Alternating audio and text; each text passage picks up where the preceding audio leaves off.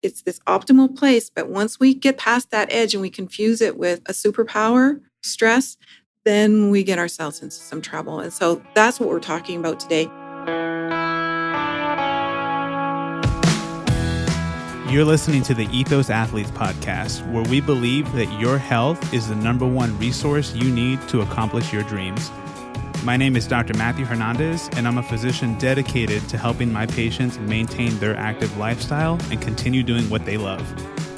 I'm sitting down with other experts so that we can provide our listeners with the knowledge they need to improve their health and live their best life. Hey everyone, it's Dr. Matt. I wanted to have a quick chat with you before you start listening to this episode and kind of go over some of the inspiration for why I created this particular episode and wanted to talk about this topic. Since I've been practicing, I've had a lot of patients come into my office where either their energy was bottomed out, they could barely get through the day, or felt like they had to take naps. They were just kind of like exhausted all the time. Their libido was bottomed out. Everything was impacting them, how they showed up at work, how they showed up when they got home, in their relationships, and just really not having the energy to do a whole lot. The one thing that everyone seems to have in common, I can throw myself into this mix as well because I've experienced this myself. We don't take the time to realize the amount of stress that we're under in the moment. Why I created this podcast episode was so that I could give you a list of things to look for and some basic action steps that you can do in order to take time to pause, reflect, and really pay attention to, is this something that's impacting me? And so in this episode, we discuss some of the common signs of stress that you may be experiencing. We've had other episodes and we'll have even more down the road where we talk about how this can impact you. But I really want you to understand, is this something that you're experiencing? What are some things that you can do? And I challenge you to be proactive about it. That way, as life is throwing these challenges at you and you're under this, X amount of stress, you are not being knocked down as hard as some of the patients that are coming into my office with this problem. So I challenge you to be proactive, pay attention to what we discuss in here, and really reflect on, is this something that you're experiencing? That's my message to you. I hope you enjoy the show, and thanks for listening. Hey everyone, this is Dr. Matthew Hernandez, and you're listening to the Ethos Athletes podcast. Today we are continuing our Powerful Mind series. In episode 1, we discussed the importance of a powerful mind. We talked about hypnotherapy, a clinical hypnotherapy, being a tool to help you access a stronger mind. Now, the reason this is important is when we're looking at different aspects of our life, whether it's our health, our career, relationships, multiple facets of our life, how we are able to perform and show up in those different aspects is strongly connected to our mindset within those sets of our life. Now, in order to make sure that we're able to show up at our best in those different areas of our life, we need to be able to improve our mindset around those. And so using clinical hypnotherapy as a tool that is a potential to be able to do this. For this particular series, we brought on Sherry Jackson, who is a clinical hypnotherapist and owner of Envisage Wellbeing here in Scottsdale. So Sherry, welcome back to the show. Thanks, Matt. I'm glad to be here. So in the very first episode, we discussed a number of different things. So we talked about what clinical hypnotherapy is, some of the misconceptions that exist within it. This is something that people have heard, they don't fully understand. And so we really tried to explain that in episode 1, the benefits of it. And in short, Sherry discusses hypnotherapy as being a very focused time to work on an aspect of your mind. If you want to go and elaborate on that a little bit more, Sherry, that'd be great. Okay, great. Yeah, hypnotherapy is really the most natural state that we can enter into. And it's this period of focused concentration and letting go of things that don't serve us and really focusing on the parts and the aspects of life that we really want to have and bringing that forward. Absolutely. And so having that focused concentration is something that's so vital to be able to move forward in various aspects of our life. What we wanted to discuss in episode 2 was going and really taking a look at stress on a person. So whether you are someone who experiences anxiety, you consider yourself a high performer, you are someone that wants to continue pushing yourself forward in some aspect of your life, you are likely going to be under an amount of stress. Now, Stress gets a really bad rap. Again, it's one of those terms that gets thrown around and used quite a bit, and people have a rough understanding of it. At the same time, they don't fully understand the impact that it can have. Aside from, stress can be bad. And then there's other times where you hear stress can be good. So we're going to discuss what that actually looks like, how it impacts you. If you are experiencing stress, how can you tell that? And then we're going to give you some ways to kind of manage it if you are experiencing a lot. And so to start off, I think one of the things to recognize right off the bat is going to be when we discuss stress is typically an emotional or a physical tension that you're experiencing. So some people that have maybe high anxiety, depression, different things like that, they can be under a lot of stress and it's impacting them on an emotional level. You can have people that are, very easily agitated, stuff like that, that they can all, that's all an emotional response to stress. Whereas some people can get like constant headaches, muscle tension, all that thing. That's more of a physical response. We'll go over these a little bit more and give you a little bit longer of a list in that. But when we're talking about stress, we're talking about basically emotional or physical tension that you're experiencing. Now, there's various causes to this. It could be a single life event. It could be a series of events. It could be something you're currently going through or something in the past as well, something you're worried about in the future. There's a number of different aspects that can cause this. At the end of the day, if we're looking at it from a performance standpoint, and you can define performance as a way of, is it something that the way you perform at a job? Is it how you show up in a relationship with either your spouse, your kids, other family members, friends? Basically, how you show up in different aspects of your life. When we're looking at it from that standpoint, what I want you to understand is that stress can be a good thing in helping us show up really well, but it can also hinder us in a few ways as well. And so when we discuss stress and performance, there is a curve or a law that's called Yerkes-Dodson law. Basically, if you are a visual person, you basically have a graph and you have this bell curve.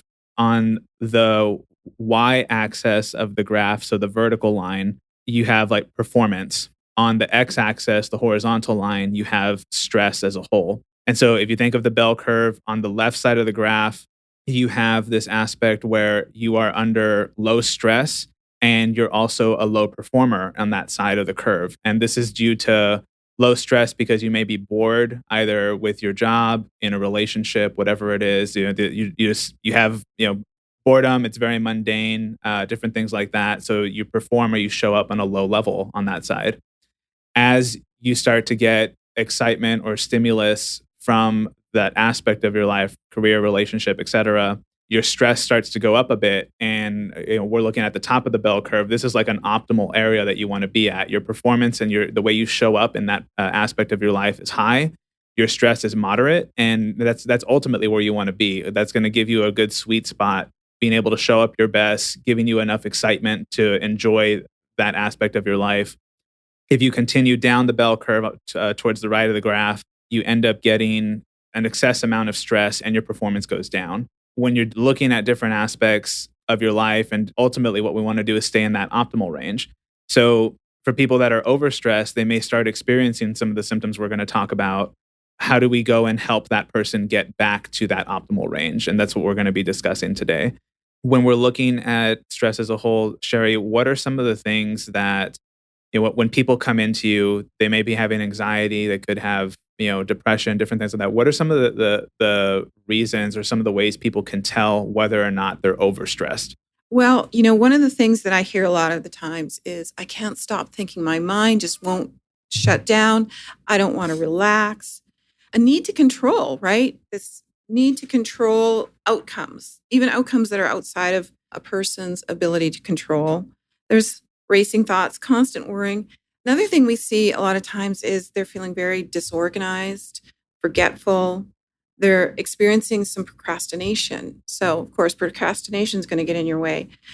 You were talking about the optimal performance area, right? And so that lower end, there's the low performance, there's that lack of self-esteem and motivation. We want to stay away from that. So, and sometimes when we get to that other part, when we go past optimum and we have this belief that our stress is driving us, then we get into that feeling again of low self-esteem and diminished performance. Yeah.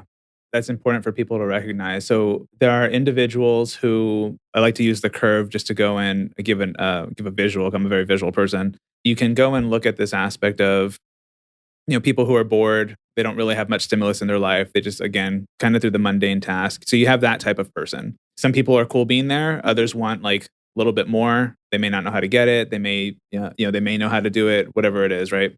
And then I think the two people that we're interested in on this for this particular series is going to be people that are overstressed. You talked about some of the symptoms that they might be experiencing. And then the other one is the person that's like the optimal performer. So this is the high achiever that uses stress to their advantage, but oftentimes they teeter on the line of optimal performance and kind of overstressing themselves. I think we can both relate to this being high performers ourselves. There's times where these individuals will go and say, "Well, I'm not stressed. I can take on a lot." And it may be true. They can take on more than, typical person. Nothing wrong with that, but have you experienced people or you yourself going and saying, "I can take on a lot. It's not like I'm not stressed." And they realistically are, but they don't recognize that they are. Oh my gosh. Yes. I had this belief at one time. I was a high performer. I had a lot of responsibility. I loved it and I felt driven. It got to a point though where it was too much, right? But I had this belief and I was really edgy. I was really take no bull kind of girl. And it was really anger. And at some point, someone even mentioned, you seem a little angry. And I was like, yes. And I want it, right? Because Yeah. I felt like that was my rocket fuel. And if you took that away, that this performance would go away. And so it turned into this faulty belief system until I really did. I hit the wall and I had to learn the lesson the hard way. It's this optimal place. But once we get past that edge and we confuse it with a superpower, stress, then we get ourselves into some trouble. And so that's what we're talking about today. Being able to recognize that or being able to do some things to create some habits and some thought processes around it so that you don't end up in the burnout. Yeah, and I like that aspect. I mean, it's similar to myself. I kind of have that same mentality of I can take on a lot of different responsibilities, different tasks, stuff like that. I have no issue with that. In general, I typically feel like I don't experience stress. In reality, I actually do. There's that aspect of how do you recognize that the superpower, like you said, does exist to some degree, but it's not necessarily something that you should completely rely on because there is a finite amount that you can ultimately do. Correct? Right. Yeah, because that is, as a fuel, that is a finite. You're going to burn it up. And so you want to be able to keep replenishing that fuel source. So some of the signs is really telling yourself, oh, I can take on more. I can do one of those things. If you find yourself saying that a lot, that there's a chance that you are taking on too much.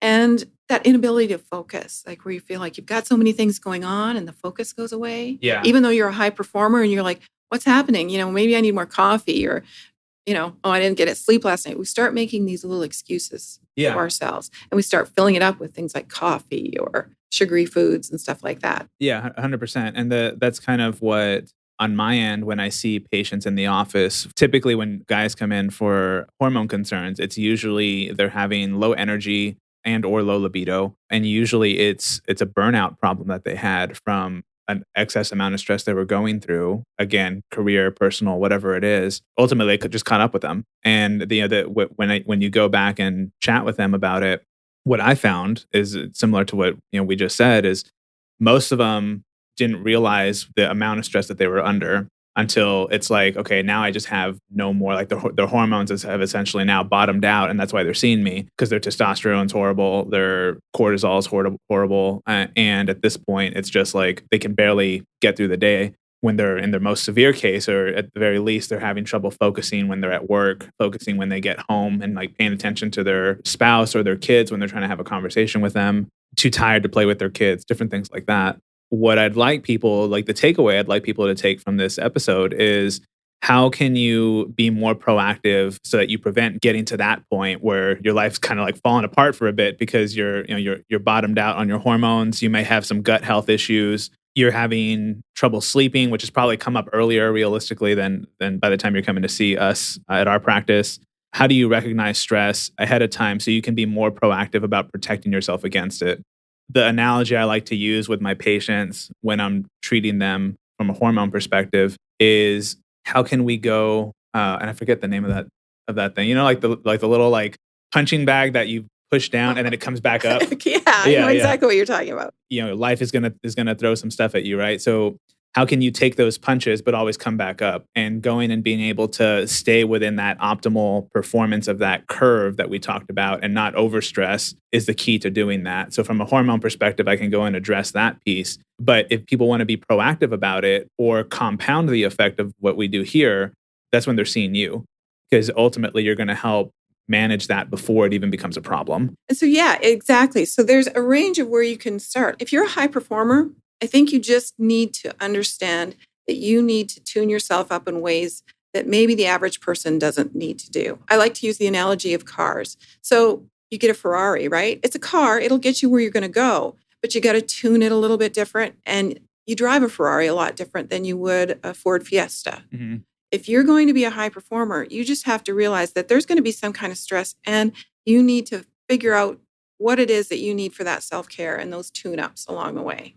Yeah, 100%. Going back to some of the early signs that you talked about, there's that agitation, there's having trouble focusing. You discuss like racing mind. They lay down at night, they can't quiet their mind, they're just constantly going. What are some of the other things that, if you can repeat some of them? That inability to focus, and then starting to feel bad about yourself. It's like, gosh, I'm not the way I used to be, or it's taking me more time. And so the negative self-talk goes along with it. And so that's eroding, again, your ability to get back up from that punch, right? Yeah. And the worrying. And I think the thing that really is the biggest red flag that I hear from my high performers, they're like, oh, I just can't relax, or I don't need to relax. I don't want to relax. I don't have the time to relax. Yeah. Right. And then I was like, okay, you need double. Yeah. Because, you need gas in the tank. There's different kinds of fuels. You're not just going to go to get the low level, low octane fuel. I think one thing for high performers to realize is like, when we talk about relaxing, automatically a high performer is going to go and think like, okay, just be completely chilled and like not think about anything, stuff like that. And I mean, even for me, that's not true. I mean, I go on vacation, I still think about work to some degree, but I notice I actually think about it at a higher performance level than I do when I'm, in the everyday of it. And so when you talk about relaxing, and if we go back to that visual curve, it's not getting you from the far right side of the curve to the left side where you're like low stress, low performance. It's getting you from, that right side to the middle again and keeping you in that high performance state, not completely getting you to shut off and get you bored, right? Because I don't want that. You're not going to turn into Gandhi or, exactly. the Dalai Lama. No one wants you to change who you are. It's also doing things that you enjoy, having that time, that downtime. And why that is so important, because this is where your subconscious mind does the work for you. We don't need to control. We don't need to force. We don't need to always be doing. When you take those down times and you have something that you want to achieve or get done, or a project, your subconscious mind will start working on it. And then when you sit down to do it, you're going to take a lot less time and a lot less energy, and it's going to be a better product. I can guarantee you that. Yes. Yeah, 100%. And that's the issue. Then we get in this, the hamster wheel idea. You start running on it and you can't get off of it. But if you can have those breaks, and however they look, it might be riding your bike, it might be a video game, it might be just sitting down and visualizing what you want to have happen in an easy, effortless way. It sounds like that's kind of like, what's the power in that? The power in that is amazing. And it takes very little energy. That's rocket fuel. The name of the game is mental fortitude, right? And so keeping your mental state strong is going to, by the techniques that you're talking about, is really going to just boost your performance overall. And again, when we talk about performance, it can be in multiple facets of your life. It's not just career-based or like a task performance. It's literally like how you show up in relationships, how you do a number of different things. Right. As you show up in all of those areas with your A game, everything's going to go easier. You can't we see the people who are the high performer at work, and then the rest of their life, they're not at the optimum part of your bell curve. Yeah. We're a total being. We're like a recipe. It's all the seasonings and all the other things that go in. Mm-hmm. It's not just one flavor. Yeah, 100%. I like that. Again, looking back at how do you know you're stressed? You talked about some of the symptoms, and I'm doing this a few times. So the more you hear it, the more you're able to retain it and recognize it, right? So it can be an issue with agitation, anxiety, depression, trouble focusing, racing mind at night. Ultimately, as that stuff progresses, it ends up leading to sleep issues, low hormone levels or jacked up hormone levels. Could be changes in libido because of those hormones. from a physical standpoint, people that have like chronic headaches, chronic pain, skin conditions like acne, eczema, stuff like that, gut issues, those are all signs that you are stressed. And so when you're experiencing that stuff, you're moving from that optimal side going into that overstress part of the curve. And so again, the goal is how do we get you back to the center of that curve so that you are in a good place to show up really well without, being bored and all that other stuff, right? And so there's a few techniques that you discussed in episode 1, and I think you're going to revisit them here. Stuff that people can do if they're feeling stressed. Like let's say you're listening to this podcast right now and you're like, okay, yeah, I do have low energy, or I do have, I do feel agitated or a little anxious, stuff like that. What are some things that when our listeners recognize that they can do at home or in the office, wherever they're at, to help bring them back onto that middle part of the bell curve?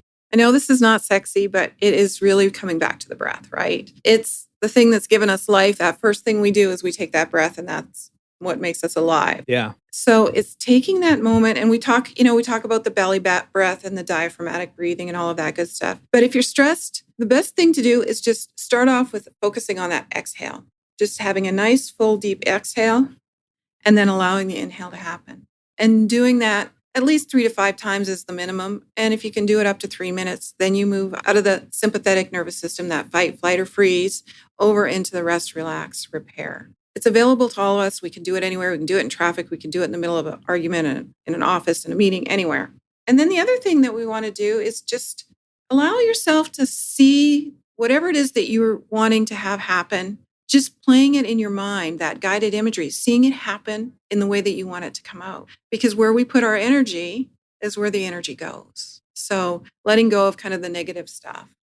I like both of those techniques a lot. I've used those personally in instances where I've recognized that, okay, yeah, I'm stressed out. And those things have been able to kind of bring me back a bit from that. Is there anything else that you'd like to leave our listeners with regards to how do they know that they're stressed, framing it a different way to help them recognize that or to help facilitate them being proactive about it? I think at some level we know, and it's that thing we don't want to say out loud, right? Yeah. And even just in this moment to recognize that everyone right now, if you're on the planet Earth, is going to have some level of stress. And it's okay to admit it and admit it to ourselves. And then just take that moment to break it. It might mean taking a little walk. If you like to watch a little video game for 5 or 10 minutes, set a timer, do something just to break that cycle. Yeah. It doesn't have to be rocket science. Yeah, I like it. Keep it simple.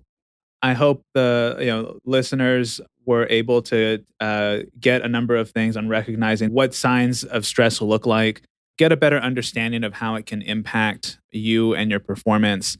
In the coming episodes for this series, we're going to be discussing causes of stress. So this can be relationships, career, finances, a number of different things. And we're going to kind of give you tools on how to cope with those. And so Sherry's going to be back for that to share those with us and discuss those in a little bit more detail. Sherry, thank you so much for being on the show. It's always a pleasure, Matt. Thank you for having me. Thank you for listening, and we'll catch you on the next episode.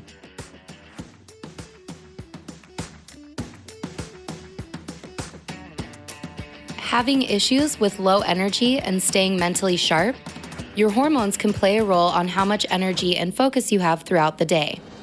Our team at Ethos Integrative Medicine loves working with busy individuals who want to feel their absolute best and get the most out of life. Ask our team how you can get more information to learn about our unique approach to hormones so you can continue to take on the world.